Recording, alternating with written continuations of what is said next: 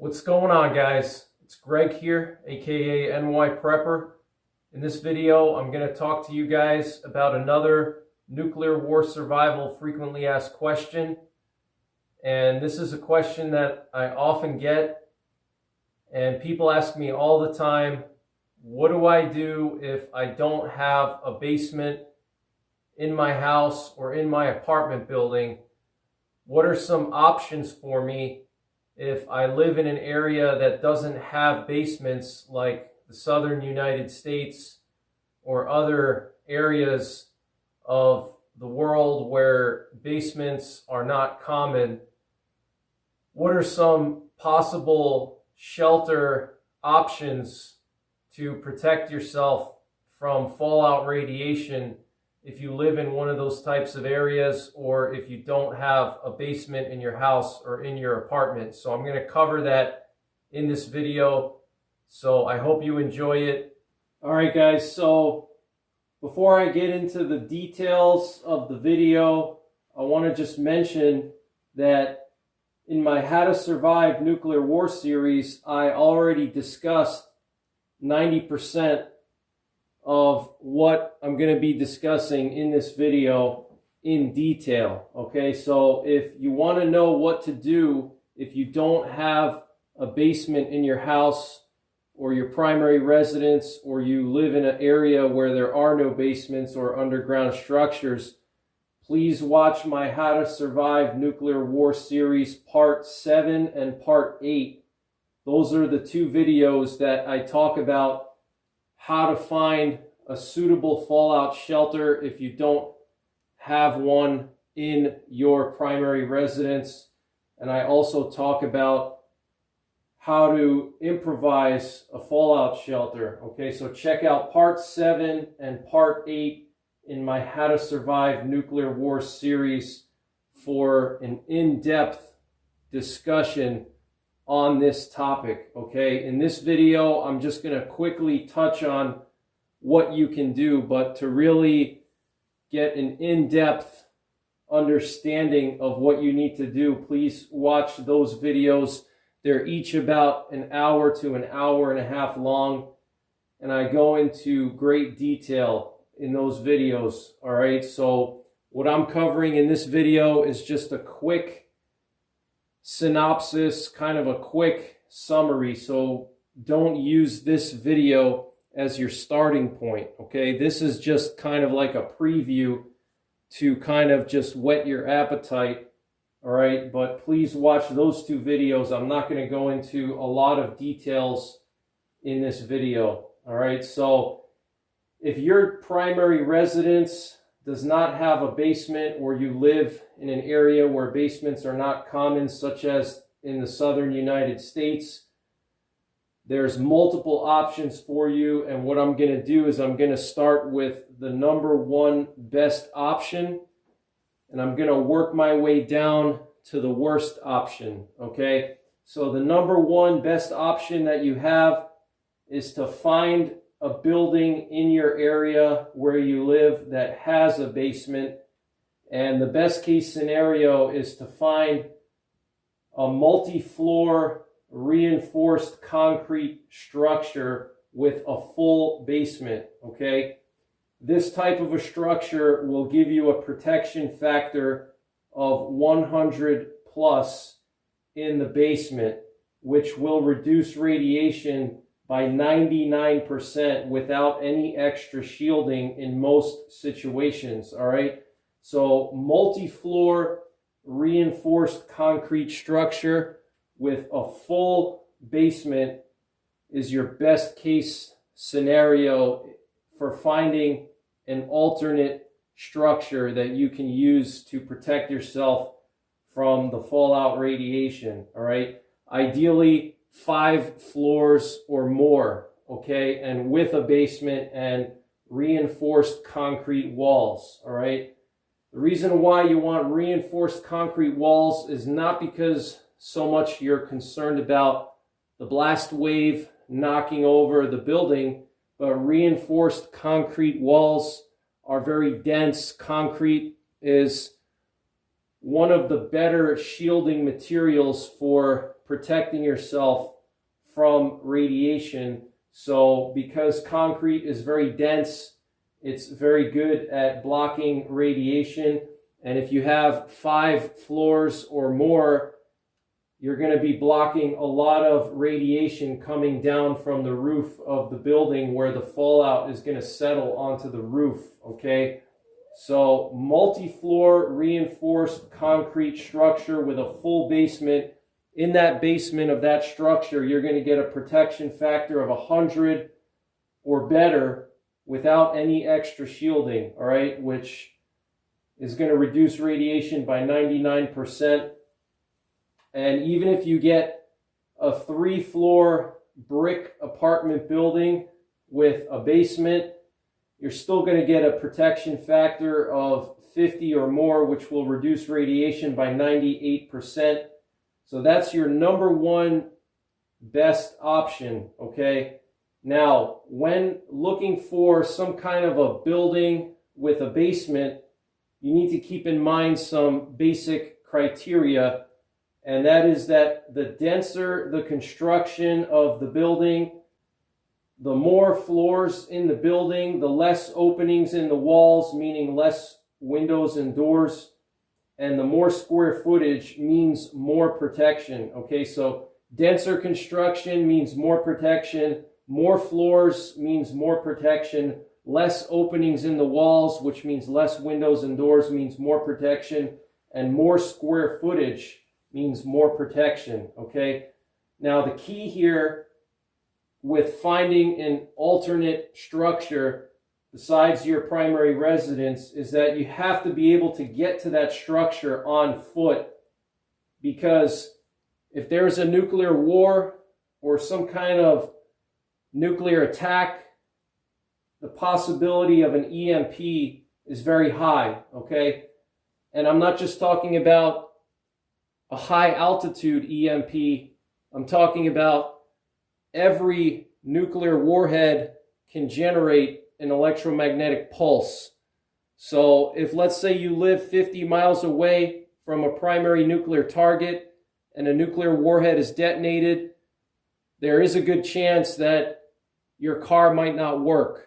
Okay, so you need to be able to get to this alternate structure on foot in case your car doesn't work. Okay, or possibly with a bicycle, or possibly with an older vehicle that has a carburetor and not a computer. Okay, so you need to find this structure has to be within a few miles of where you live. Okay, if you find a great structure but it's 10 or 20 miles away, that's not realistic. That's too far away. Okay, because the fallout is going to start to settle between 30 minutes up to 12 hours or more, depending on the distance to the detonation, all right? But for most situations, you can expect the fallout will start to land within a couple of hours, okay? If, let's say, you're 100 or 200 miles away from a primary nuclear target, you can expect the fallout will start landing within, let's say, 4 or 5 hours, maybe 6 hours, okay? So if your shelter is 10 or 20 miles away, by the time you get there, the fallout may already be starting to land, and you're going to be exposed to a very high dose of radiation, and you're going to get radiation poisoning before you can even get into your shelter, okay? So you want something close by. In my opinion, if you can find something within 5 miles, that is ideal. Even less than 5 miles, 1 or 2 miles is ideal. Obviously, if you live in a rural area, you're not going to be able to find these types of structures within a mile, okay? So if you live in a rural area, you're going to have to think of other things, all right? And I'll talk about that in a couple of minutes, what to do if you live in a rural area. But if you live in a suburban or urban area, you're going to want to try to find something within 5 miles, ideally 1 or 2 miles, all right? Because you need to be able to walk there and get there relatively quickly on foot. You can't rely on your vehicle because there could be an EMP. Also, roads could be clogged up or blocked with rubble, okay? So you need to be able to get to that structure on foot. Also, you're going to need to bring supplies to that structure, and you're going to need to have a way of bringing supplies to that structure, all right? Because you're going to have to stay in that structure for up to 2 weeks to wait for the radiation to fully subside, all right? So you need 2 weeks worth of food, 2 weeks worth of water. You need also a means of emptying your waste, your human waste, okay? And a great option for transporting those supplies is a shopping cart, okay? You can put a lot of food and water in a shopping cart and you can push it to your alternate structure, okay? So shopping carts are an option, but you have to think about how are you going to transport your supplies there? Are you able to even pre-stage your supplies, okay? Maybe there's a way that you can pre-stage your supplies in that structure so after the bombs go off, you don't have to lug around, 20 gallons of water and 2 weeks worth of food and try to get it, 2 or 3 miles to your shelter. Maybe there's a way you can stage it there already, okay? So that's something to think about. Also, you need to think about how are you going to get into this building. Okay, let's say you find the perfect building. You find a 5-floor reinforced concrete building with a deep basement. How are you going to get into that building? You need to identify parts of the building that you can use to access the building, okay? How are you going to get into it? You need to think about buying entry tools, bolt cutters, a hacksaw, pry bars. You might even want to invest in a cutoff saw in case you have to cut off door hinges or a tough lock. Okay, a gas-powered cutoff saw might be necessary, okay? But you need to think about what areas of the building can you access and how are you going to access, what tools do you need to gain entry? All right, these are things you have to think about now.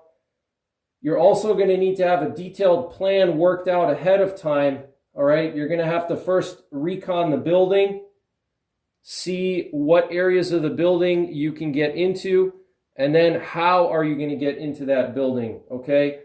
And also, how are you going to get to that building, all right? What are the routes you're going to take? You might want to think of multiple routes, at least 2 or 3 different routes that you're going to take to get to that building, because if one route is too dangerous or blocked or something happens, you need to think about alternate routes and having multiple alternate routes. You need to really have it planned out well because you never know what's going to happen, okay? So you need to have multiple routes. You need to really know this building. Maybe you can find architectural plans through your local building permit office, and maybe you can find architectural plans of the building through public information. Maybe you can somehow gain access to the building before nuclear war, and you can scout out the interior of the building to figure out what parts of the building are suitable for sheltering and what parts are not, okay? Maybe there's different ways of doing that, all right? But you need to think about that now, okay? And how are you going to get to the building? How are you going to get inside? What does the inside look like? You don't want to be in a situation where bombs have just went off and you're scrambling, running around with bolt cutters, trying to figure out what window to go into, what door can you get through, what's the basement look like. You want to have that all figured out ahead of time, okay? So that's something to do right now before the war happens, okay? You want to have multiple entrances into the building, multiple routes, multiple entrances, all right? So that's the number one best option, is to find a building with a basement in your area, a multi-floor reinforced concrete structure, okay? That's going to be your number one best choice. So I'm sure a lot of you guys are thinking right now, well, what if I can't find a man-made structure such as a multi-floor office building or apartment building? that has a basement because I live in Florida, or I live in Texas, or I live in Louisiana or Alabama, areas where the water table is very high and there are no basements. Okay, what are your other options? Okay, your other options are to look for other types of underground structures that are not your typical man-made underground structures. So some of these structures could be a metro station, a train station, a subway tunnel, a train tunnel. You know, many times in mountainous areas, you have those huge tunnels that go underneath a mountain. They could be, you know, a kilometer long or even a mile long, and those tunnels are for trains to go through. That's an excellent fallout shelter. Train stations, subway stations, okay, almost every city has them. Caves are great. Abandoned mines are great, okay, as long as you don't go too deep into the mine, because you could have a collapse. But if you stay pretty close to the entrance of the mine, you should be fairly safe. Underground utility shafts in cities, okay, every city has utility tunnels that go underneath the streets, okay, because cities don't have power poles, all right? There's no room in a city for power poles to run electrical lines, so they run the electrical lines under the streets. And the tunnels where these electric lines and communications lines that they run through these tunnels, those tunnels are large, okay? They're very big, and they're actually big enough for people to access them, because technicians need to be able to access those cables, whether they're electric or communications. They need to be able to access them to fix them. So these tunnels are quite large, okay, several feet high. That's a great option, all right? Storm drains are another option. Large culverts are an option. Underground parking garages, and basically any other kind of tunnel or underground structure, okay? That's going to be your number 2 best option, your second best option. And I go in great detail about all the different underground structures and also above ground structures in my How to Survive Nuclear War series, part 7, okay? So check that out. And if you live in a rural area, a cave, an abandoned mine, a railroad tunnel that goes underneath a mountain, a large culvert, those are all excellent choices if you're in a rural area. Again, you need to scout these things out, see how feasible they are, see how safe they are, okay? If you're going to go into an abandoned mine, research it. Make sure it's safe enough. Make sure that it's not going to cave in, okay? If you're going to go into a train tunnel, same thing, okay? You need to scout these things out now before the war happens, all right? So that's your second best option, is other types of underground structures, okay? Besides the basement of a multi-floor reinforced concrete building or brick building, which is your best option.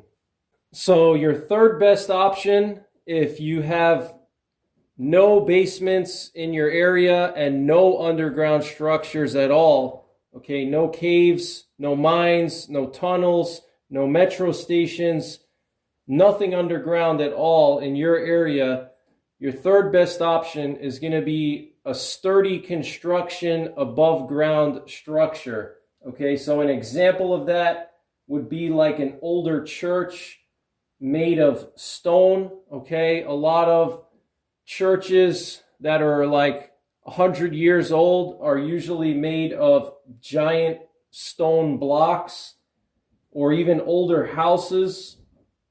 Many of them were made of stone, so those are excellent options. Brick buildings are a great option as well. Okay, use your imagination. The denser the walls, the better. Okay, the more square footage, the better. The more floors in the building, the better. And you're going to probably have to make some kind of improvised fallout shelter if you go with this option, all right? Because even if, let's say, you find an old church made of giant stone blocks, chances are radiation is still going to be able to get into the church or into the structure, because you're going to have windows, you're going to have doors, and the radiation is going to penetrate through those windows and doors. So you can add shielding in front of those windows and doors, or you can build some kind of improvised shelter inside of the structure. Okay, it may not be feasible to try to put shielding around all of the windows and all of the doors. It's just not feasible for many structures. Like with a church, for example, you have really high windows that go all the way up to the ceiling. You're not going to be able to stack sandbags, 30 feet up high, okay? So in that situation, you're going to want to build some kind of an improvised fallout shelter in the center part of the structure, in the middle floor, okay? So you want to be in the center of the structure, so you're furthest away from all the walls, and you're going to want to be in the middle floor, okay? So if you have a 3-floor stone house or some kind of stone municipal building, you want to be in the 2nd floor so you have equal distance from the roof and the ground, and you want to be in the center of the 2nd floor so you have equal distance from all the walls. And then you're going to want to build some kind of an improvised fallout shelter made of sandbags or any kind of dense material you have available to you. And I discuss different improvised fallout shelters in my How to Survive Nuclear War series, part 8.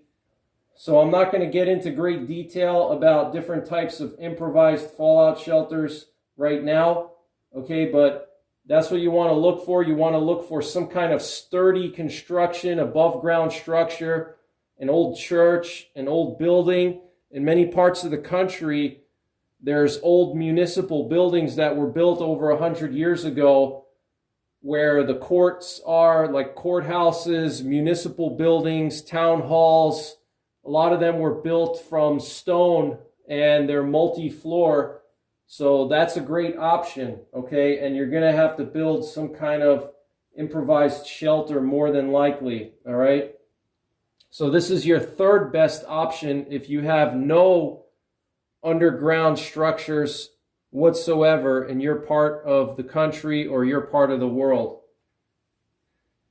All right, guys, so your 4th best option is to improvise a shelter in your home, okay? And this is not really a great option because if you don't have a basement in your home or in your apartment and you live in a typical American house where you have wooden construction or even a single layer of brick, is not going to really do a lot to protect you from the radiation, all right? Especially if you have a wood frame house with plywood walls and drywall.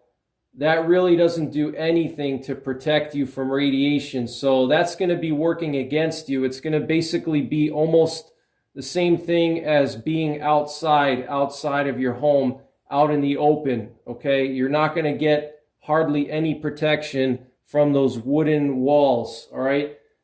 So you're going to have to make a very substantial improvised shelter, and I talk about that in my How to Survive Nuclear War series in part 8.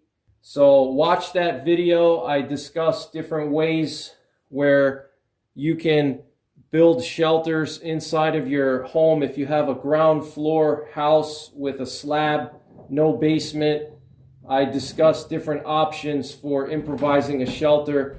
I'm not going to talk about the specific types of shelters in this video because I've already done that in How to Survive Nuclear War Part 8. Okay, so watch that video and you'll learn about multiple different options that you have, but you're going to want at least 2 to 3 sandbags thickness walls all around your shelter. Okay, your shelter is going to have to be at least 2 to 3 feet of dirt, okay, all around you and over you. Okay, so you're going to need a very substantial shelter, and that might be very hard to do after bombs go off. Okay, you're going to be panicking, you're going to be rushing, and it might not be possible for you to suddenly put together some kind of improvised shelter within a matter of 2 to 3 hours. Okay,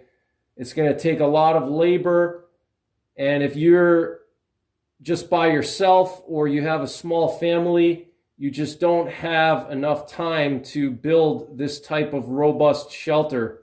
Okay, so this is not a good option, all right? But I do discuss ways to improvise a shelter if you are in this unfortunate situation. So the fourth best option for you, if you don't have a basement or there's no basements in your part of the country, no underground structures, the fourth best option is to improvise a shelter in your home. And finally, the worst option for you, if you don't have a basement or you live in an area where there are no basements or underground structures, the worst option is to build a shelter outside, and that would be a trench shelter. And I discuss how to build a trench shelter in part 8 of How to Survive Nuclear War. But there's multiple different ways to build a trench shelter, but building a trench shelter is very time consuming, very labor intensive, and it could be impossible to achieve in a short amount of time before the fallout starts to land in your area, or because of the geology or soil composition, it might be impossible to dig a deep enough trench, okay? For example, if you live in an area where there's a lot of rocks under the soil, there's a lot of bedrock. For example, if you live in an area with a lot of hills or mountains, then digging a trench could be impossible, okay? Because you're going to dig down a foot or two and you're going to hit stones, all right? And you're not going to have all day to play around and remove those stones. You're going to have maybe a couple of hours max, okay? Also, if you live in an area that has a lot of trees or forested terrain, there's going to be a lot of roots as well, okay? So that's going to increase the amount of time it takes to build this trench shelter, okay? If you live in a coastal plain, or if you live in a plain in general, like the Midwest, or if you live close to the ocean, generally speaking, you have sandier soil or clay soil, which is very easy to dig into. You don't have stones, you don't have roots. In that situation, a trench shelter is an option, okay? But even in the best case scenario, let's say you live 10 miles away from the Atlantic Ocean and you have sandy soil, all right, very easy to dig. You can dig that trench out in an hour.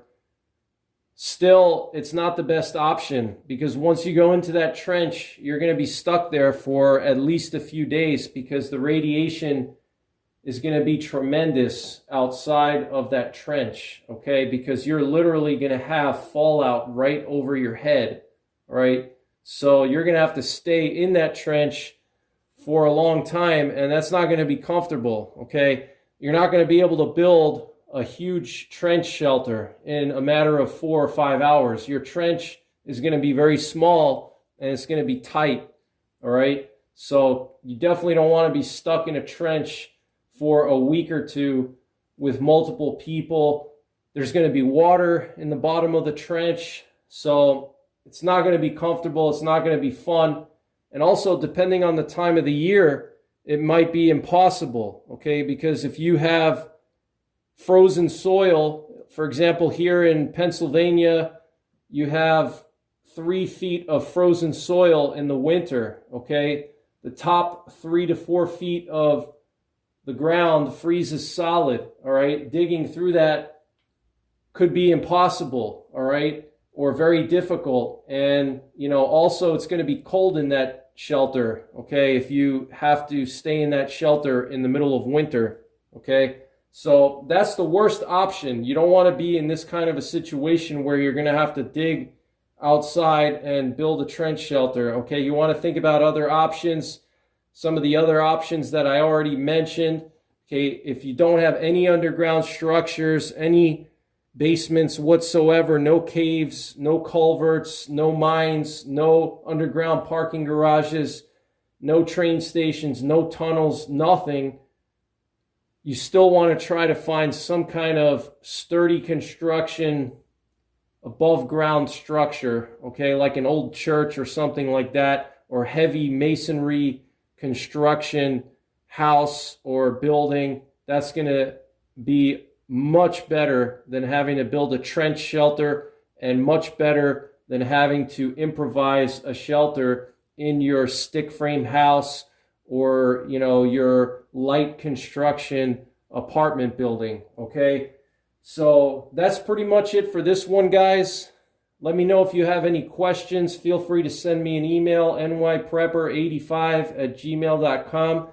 Check out my website, www.NYPrepper.com, for a bunch of radiation protection references and nuclear war survival references. If you go into my blog, I posted all of my nuclear war survival references there, and I'm going to keep posting nuclear war survival references there. I have Canadian nuclear war targets posted. I have American nuclear war targets posted. I have radiation dosages posted. I also have a list of all American nuclear silos posted and their coordinates, so you can determine if you live near one of those silos where the U.S. military keeps their Minuteman ICBMs, which are a major nuclear war target. So check out my website, check out my How to Survive Nuclear War series. If you have any questions, send me an email, leave a comment. But that's pretty much it for this one. Take care, God bless, and don't forget the 3 Ps: prepare, practice, and persevere.